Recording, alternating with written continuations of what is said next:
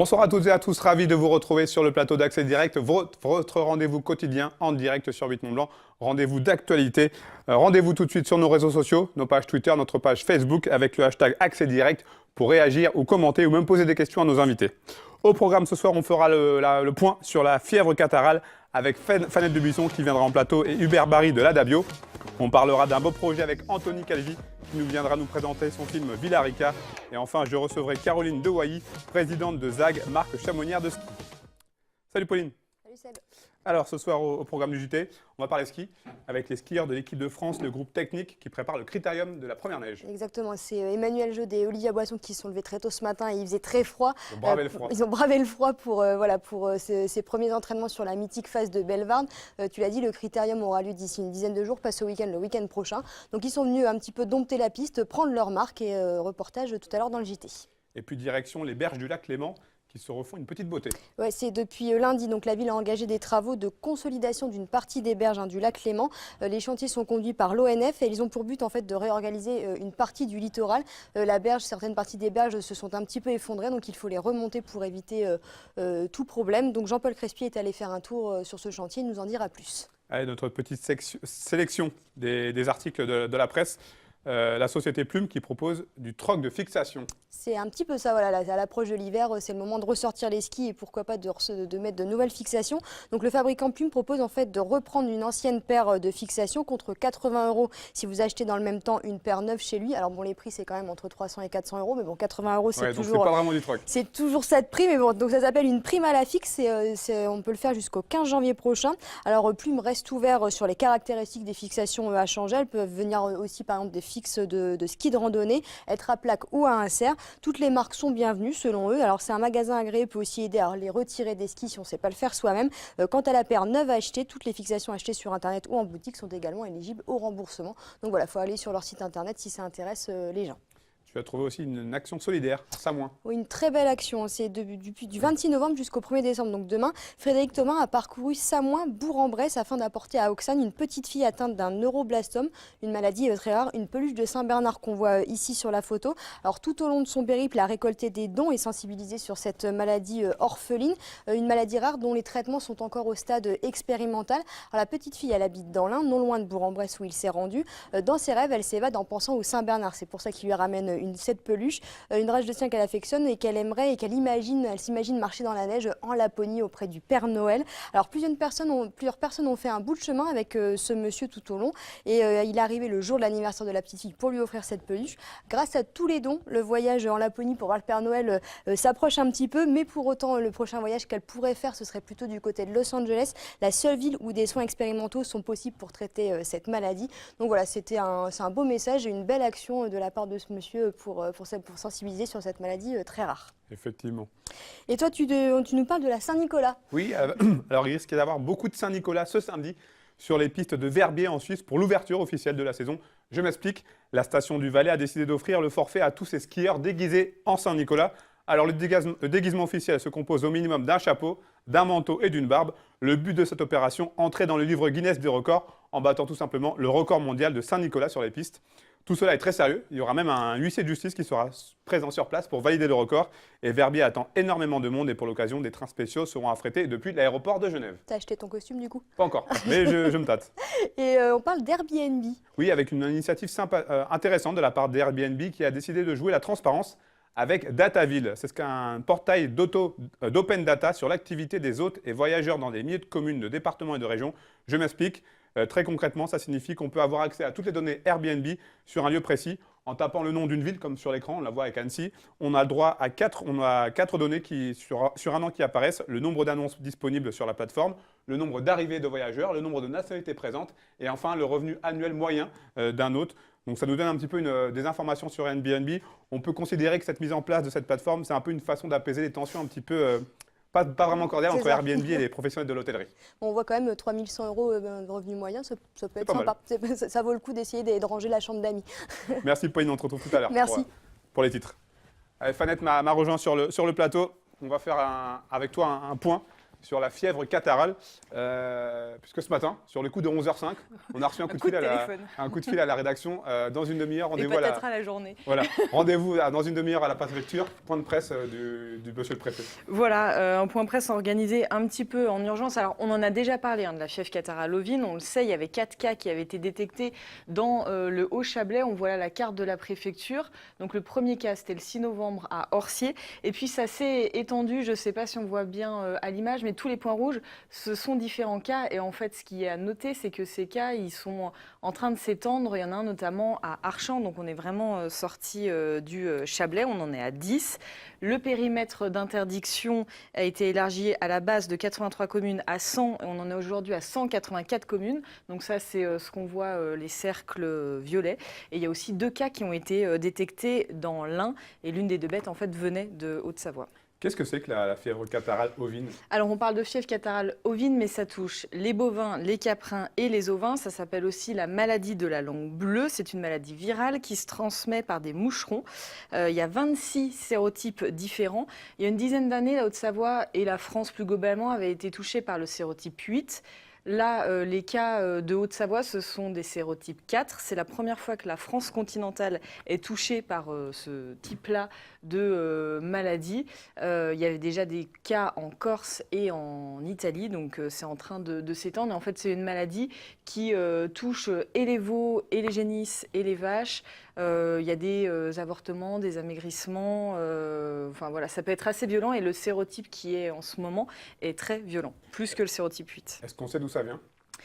Alors, c'est un peu la question. Certaines sources affirment qu'un négociant chablaisien peu scrupuleux aurait importé des bêtes de Corse. 2 enquêtes sont en cours. Une côté justice, parce que la FDSEA, donc le syndicat agricole, a porté plainte. Le procureur de Thonon a été saisi. Et les services de l'État mènent aussi leur enquête de leur côté, une enquête administrative, notamment pour vérifier si les bêtes qui ont été importées dans le Chablais, près du premier cas, avaient bien été vaccinées. Quelles sont les mesures prises? Alors, il y a 3 zones. Donc, la zone d'interdiction dont on a parlé, 184 communes. Une zone de protection où se trouvent les départements de l'Ain, du Doubs, du Jura, de Savoie et de Haute-Savoie. Et une zone encore plus large de surveillance. Les animaux n'ont pas le droit de circuler d'une zone à une autre. Et dans la zone d'interdiction, tous les animaux sont dépistés. D'où aussi le fait qu'il y ait plus de détection, puisqu'il y a plus de dépistage. Et dans les zones d'interdiction et de protection, et c'est là le gros sujet, la vaccination est obligatoire pour tous les animaux. C'est ce que le préfet a rappelé ce matin, parce que c'est une mesure qui fait un petit peu polémique, on va en reparler. On écoute Pierre Lambert. Le périmètre, en effet, s'est déplacé d'Orcier vers ensuite Lully, puis plus récemment Archamps. Actuellement, on a 184 communes qui sont concernées dans ce périmètre d'interdiction de circulation des animaux. Il faut aller vite parce que la maladie peut continuer de se propager en dehors de ces zones de restriction, parce que cette maladie est propagée par un moucheron qui pique les animaux, ovins, caprins et bovins, que nous avons à ce jour plus de 100 000 bovins concernés et 20 à 30 000 ovins et caprins. Donc on est quand même sur, et 1800 éleveurs, donc on est quand même sur un périmètre qui est déjà très étendu. Il faut enrayer la maladie, éviter qu'elle se propage sur d'autres élevages, sur d'autres départements.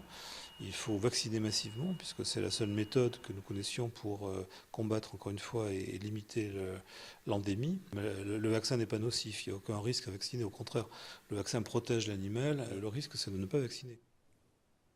Donc aujourd'hui, 23 000 animaux ont déjà été vaccinés dans la zone d'interdiction. C'était la priorité. Il y en a 140 000 à vacciner.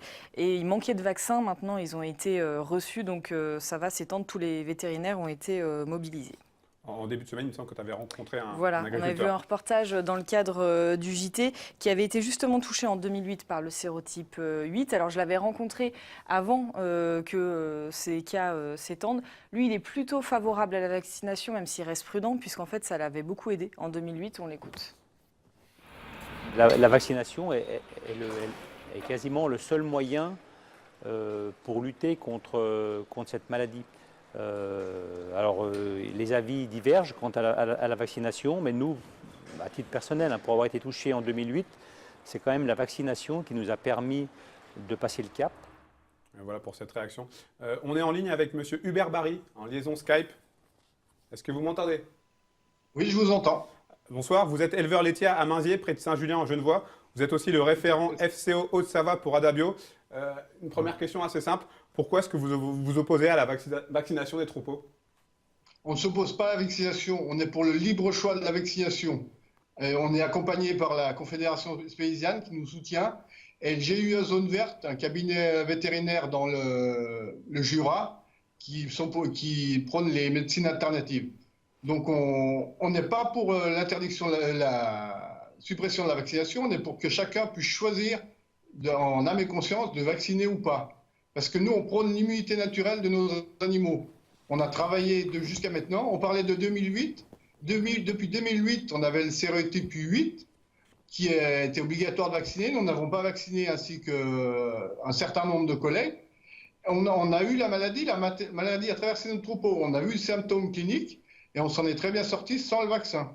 C'est pour ça qu'aujourd'hui, on prône le libre choix, que chacun soit libre de choisir s'il veut vacciner ou pas son troupeau. Voilà. Un animal, une bête, peut s'auto-immuniser. Voilà. L'immunité naturelle, une fois que l'animal s'est immunisé naturellement, c'est à vie. Le vaccin, ça dure une année. La viabilité du vaccin, on est obligé de le renouveler toutes les années. Donc c'est pour ça, on a 26 sérotypes en circulation, pas en France, mais dans le monde, oui. Dans le monde. On en a déjà 3 en France, le 1, le 8 et le 4. S'il faut vacciner 26 sérotypes, vous imaginez le travail sur les animaux? Mais là, sur la zone d'interdiction, pour limiter, disons, la propagation du virus, puisqu'on est parti du Haut-Chablais, là on en est maintenant à Archamps, est-ce que la vaccination ne peut pas permettre de stopper rapidement, puisque là c'est l'objectif affiché de la préfecture, l'éradication de cette maladie? Mais en 2008, on prenait déjà l'éradication. On n'y est pas arrivé parce que le sérotype 8 est présent sur tout le territoire actuellement. Oui, parce qu'à l'époque, m'ont-ils dit, le vaccin n'existait pas. Il a fallu le créer en cours de route. Oui, mais on a vacciné de 2015 à 2017, on a vacciné ce sérotype. Ce qu'on nous a dit, il n'était plus présent pour ces 5 années-là. Mais nous, on n'a pas vacciné. Et en 2015 à 2017, ils ont arrêté de vacciner. Le sérotype s'est retrouvé présent sur tout le territoire en une année. Il faut nous expliquer pourquoi il s'est développé aussi rapidement. Et les moustiques, on nous dit qu'il va se disperser actuellement. Les moustiques, au mois de novembre, par moins de degrés, on n'en verra pas beaucoup. Je ne pense pas que ce soit les moustiques qui le diffusent. Il est déjà présent massivement. Si on le cherche, on va le trouver. Ce qui arrive actuellement, on fait des dépistages et on en trouve tous les jours. Et je pense qu'il est déjà diffusé largement. Ce que le GUE Zone Verte prônait déjà depuis un certain temps, c'est que si on cherche la maladie, on la trouvera. Et on l'a cherché, on a trouvé l'animal parce qu'on l'a cherché, on a dépisté. Et là, on va en trouver de plus en plus, je pense. Donc ça veut dire qu'il ne faut pas dépister? Pardon? Ça veut dire qu'il ne faut pas dépister? Ah si. Ben, moi, je suis pour dépister. Je dépisterai même mon troupeau et je pense qu'il sera présent. Comme en 2008, on avait dépisté notre troupeau et on avait fait 5 ou une dizaine de prises de sang et les 10 animaux étaient positifs au sérotype 8 à l'époque. Donc la solution, la vôtre? La nôtre, on n'avait pas vacciné. On avait des symptômes cliniques qui sont très peu visibles sur les bovins à part des animaux affaiblis. Mais le bovin répond favorablement à la maladie par rapport aux ovins qui sont plus sensibles à cette maladie-là. C'est pour ça qu'on prône la liberté vaccinale. Chacun choisit. Si les ovins veulent vacciner, ou même les bovins, mais que chaque éleveur soit libre de son choix, pas forcé et contraint.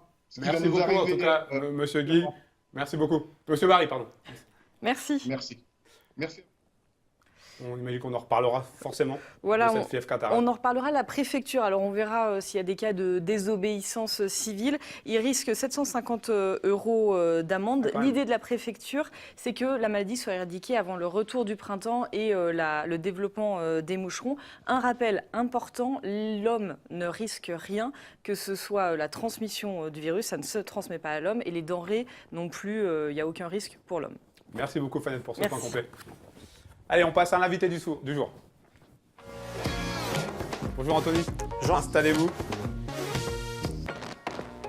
Anthony Calvé, bonsoir. Bonsoir. Donc vous êtes là pour nous parler d'un film, Villarica, un film que vous venez de réaliser, un film qui a une genèse particulière. Expliquez-nous. Ouais, ce film, en fait, c'est un projet qu'on a eu avec Julien Collonges, en fait, pour rendre hommage à son frère Pierre Collonges, qui est décédé l'année passée au mois de septembre au Chili. Donc on avait à cœur de retourner là-bas pour finir le projet et lui rendre hommage. Pourquoi avoir choisi de repartir là-bas précisément au Chili? Je ne saurais pas tellement l'expliquer, c'est... On rappelle, hein, vous êtes le meilleur ami de Pierre. C'est ça. C'est quelque chose, Julien avait besoin d'y retourner et moi j'avais besoin d'aller voir. Après, c'était vraiment plus émotionnellement et on avait vraiment envie de continuer ce projet pour avancer en fait. C'était une manière aussi de lui rendre hommage, j'imagine. Ouais, tout à fait. Qu'est-ce qui a été le plus dur une fois sur place pour vous, mais aussi pour le frère de Pierre?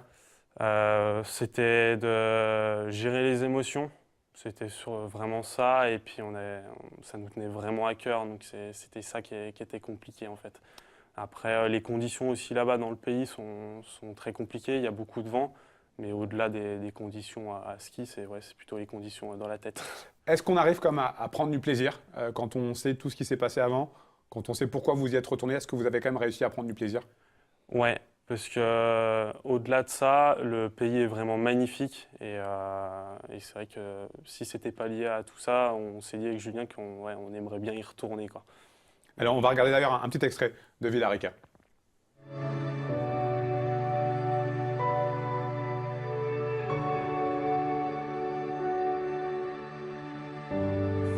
Et on n'était pas venu là dans une optique de performance, on était là pour découvrir le pays avec nos skis au pied. Parce que quand tu skis, tu vois pas les mêmes choses, tu vas pas dans les mêmes endroits et tu as un petit côté exceptionnel en fait.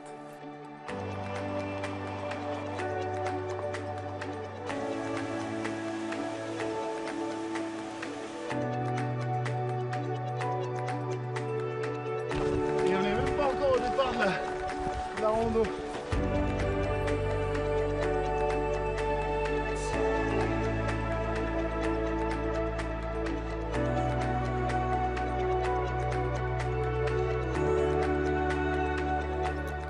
Les images sont sublimes, hein.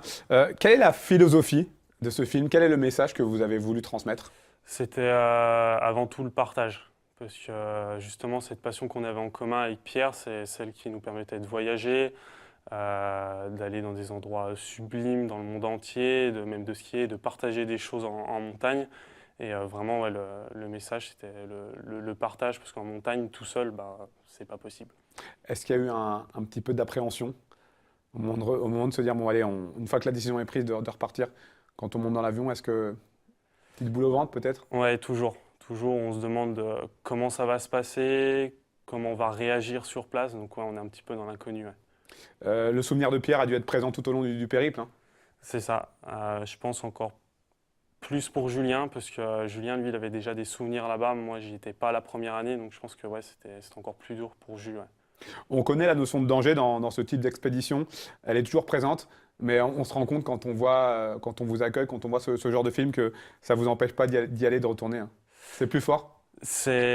Après, voilà, nous, on essaye aussi d'amener ce message de sécurité. Quand on va quelque part, on sait, on est sur notre coup. Bon, le risque zéro n'existe pas en montagne, mais oui, c'est sûr que de retourner en montagne, comme je disais, c'est ce qui nous fait avancer. On ne pouvait pas s'arrêter avec Julien, en fait. Votre film a été projeté lors du dernier festival High Five. Ça a dû être une belle reconnaissance. Il y a eu un très bel accueil de la part du public. Oui, tout à fait. On a vraiment été même surpris, en fait, que le public le prenne comme ça. Et on a été contents parce qu'au moins, on a réussi à faire passer le message qu'on voulait faire passer. Et puis, Villarica a aussi reçu récemment le prix du meilleur esprit freeride lors de l'International Freeride Film Festival. C'est une sacrée belle récompense. Est-ce que c'est quelque chose à laquelle vous attendiez? Pas du tout. Moi, j'ai pas pu aller à Tarbes pour le présenter. C'est Julien qui était. Et c'est vrai que quand il m'a appelé le soir pour me prévenir, ouais, je suis un petit peu tombé des nues. Et ça nous fait vraiment plaisir parce que avoir ce prix-là, l'esprit freeride, ouais, c'est vraiment une belle reconnaissance. Qu'est-ce que vous avez ressenti? Je dirais pas de la fierté, mais vraiment être content pour avoir rendu un bel hommage à mon meilleur pote, quoi. Les projets, est-ce qu'il y a des projets pour la suite? Ouais, il y a des projets pour cet hiver. On devrait rebouger pour refaire un film. Qu'est-ce qui vous anime, vous, les freeriders, ce type d'adrénaline là? Qu'est-ce que vous venez chercher? On l'a entendu là dans le court extrait, on n'est pas venu pour la performance, Tout à fait.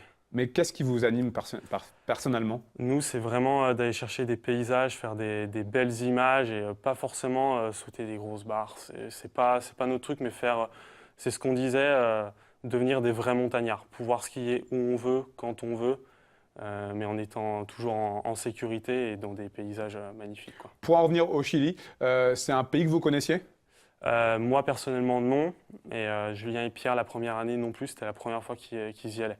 C'est un pays assez authentique et qui est très étonnant, avec une diversité énorme de paysages. C'est ça. On peut se retrouver un peu dans des jungles, comme sur des volcans au bord de la mer où on peut faire du surf. Il y a vraiment de tout et c'est vraiment splendide. Ouais.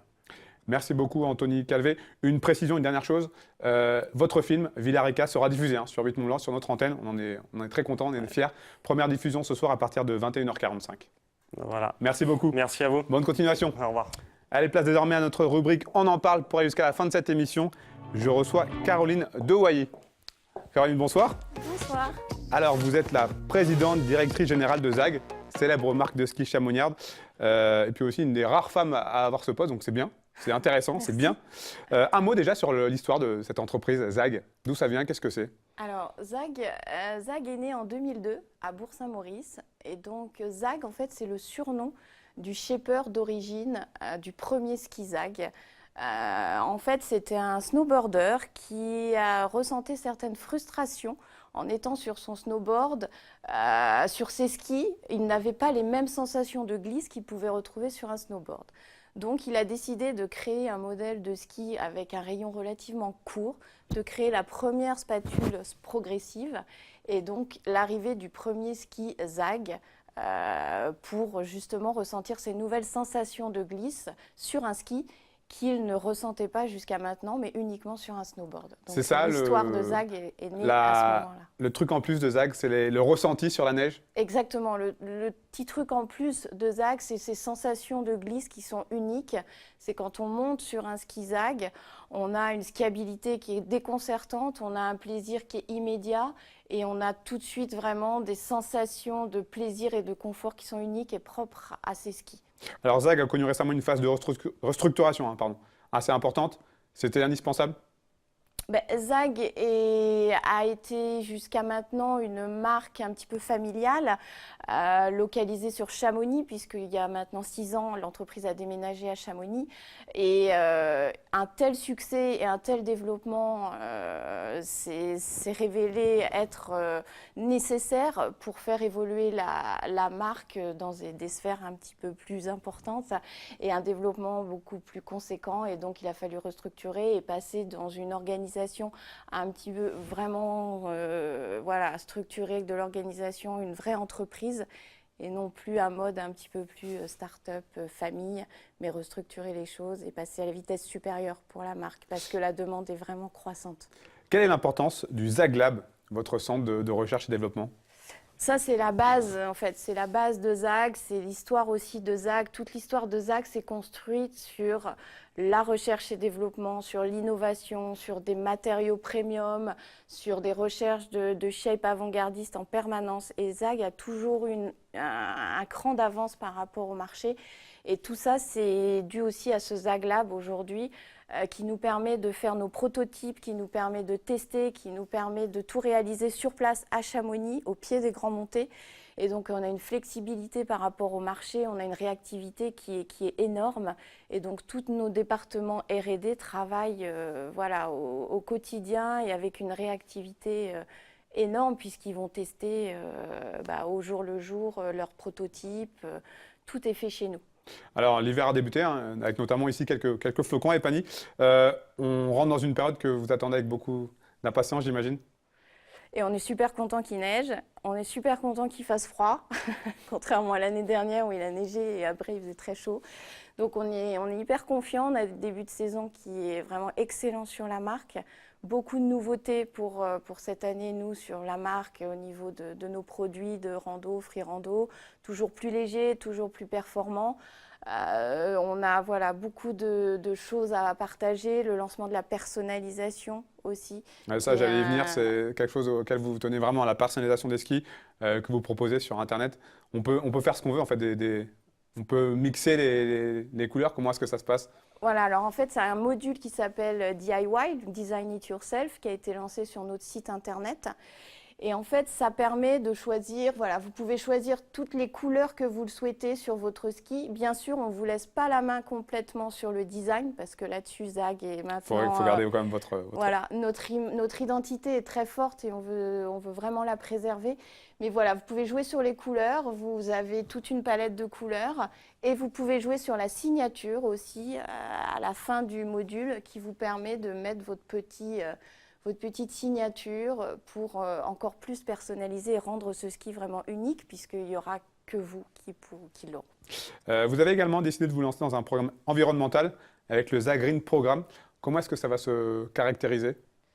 Alors en fait, le Zag Green Programme est né il y a 6 mois lors de l'ISPO, du dernier salon d'ISPO. On a lancé officiellement notre engagement sur le côté environnemental. Donc en fait, c'est une démarche globale au sein de l'entreprise qui se constitue de 2 axes. Un axe d'éco-responsabilité, donc tous nos gestes, notre communication, tous nos développements sont basés sur de l'éco-responsabilité. C'est-à-dire qu'aujourd'hui, on choisit nos fournisseurs avec ce critère-là, nos partenaires, tous les gens qui tournent autour de Zag doivent avoir cette responsabilité au fond d'eux et dans leur programme. Et il y a aussi un deuxième axe qui est l'éco-conception. Et sur l'éco-conception, il y a un gros travail qui est fait en ce moment au niveau de la R&D pour concevoir un ski de plus en plus green, avec un travail sur les résines, sur les matériaux, sur voilà, toutes nos matières premières, etc., pour vraiment avancer sur cette lutte contre la dégradation de l'environnement. Et nous, on veut préserver notre terrain de jeu. Étant à Chamonix, on est obligé et on est conscient de tout ce qui se passe et on le vit au quotidien. Donc on a un rôle très important à jouer en tant que fabricant d'articles. C'est indispensable en 2007, on est bientôt en 2018, d'avoir cette démarche verte? Pour nous, c'est essentiel. Enfin, c'est une démarche globale au sein de l'entreprise. Toute l'équipe est derrière ce projet, fière de porter ce projet. Et c'est une avancée pour nous dans le marché du ski qui est indispensable. Voilà. On a un engagement qui est fort.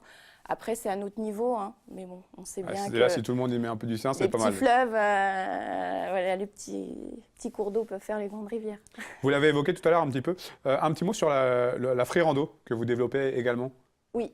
Donc la free rando, en fait, nous sommes les précurseurs dans le domaine de la free rando, puisque c'est nous qui avons créé la free rando avec notre UBAC, un de nos best-sellers aujourd'hui. Et ce concept de free rando, c'est le mix entre ces randonneurs qui sont fervents de montée et d'efforts à la montée et ces freeriders qui ont fervent du plaisir à la descente. Et donc le concept de free rando permet de mixer ces 2 populations ensemble et de faire voilà, une découverte, à la fois un plaisir et un dépassement de soi à la montée et un plaisir aussi à la descente. Et dans ce contexte-là, nous avons lancé freerando.com, une plateforme en effet pour tous les free-randonneurs qui souhaitent préparer leur rando, qui souhaitent avoir des conseils sur leur matériel, sur leur préparation physique, etc. et qui peuvent poster en live toutes les randonnées qu'ils sont en train d'effectuer avec leurs copains, etc. Qu'est-ce qu'on peut vous souhaiter pour cette saison 2017-2018 qui s'ouvre? Plein de poudreuses, plein de neige fraîche et plein de plaisir et des belles sensations de glisse pour tous les skieurs cette année. Merci beaucoup, Caroline Dewailly. Bonne continuation et puis longue vie à Zag. Merci beaucoup. Pauline est de retour. Vous pouvez intégrer la régie pour nous donner les titres du journal qui sera développé juste après cette émission. Oui. On va parler de ski avec l'équipe de France de technique, du groupe technique, à l'entraînement du côté de Val d'Isère. C'est ça, Olivier Boisson et Emmanuel Jaude étaient sur place ce matin. Ils étaient donc les skieurs sur la mythique phase de Bellewaerde. Le critérium aura lieu dans 10 jours. Donc voilà, ils venaient un peu dompter la piste, prendre leur première marque pour espérer une victoire peut-être dans 10 jours. Et puis un petit sujet de Jean-Paul Crespi sur les berges du Léman. C'est depuis lundi, la ville de Thonon a engagé des travaux de consolidation d'une partie des berges du Léman. Alors les chantiers sont conduits par l'ONF et ils ont pour but de réorganiser le littoral sur une partie de la commune, à cause notamment des berges qui s'écroulent. Donc voilà, Jean-Paul Crespi est allé faire un tour sur le chantier, il nous en dira plus. Merci Pauline, on se retrouve tout de suite après cette émission. Merci Sam. Voilà, c'est fini pour aujourd'hui. Merci pour votre fidélité à nos programmes. Merci à toute l'équipe. Je serai fidèle au poste demain vendredi. Pour la dernière de la semaine, je recevrai Martial Sadier. Très très bonne soirée sur 8 Mont Blanc.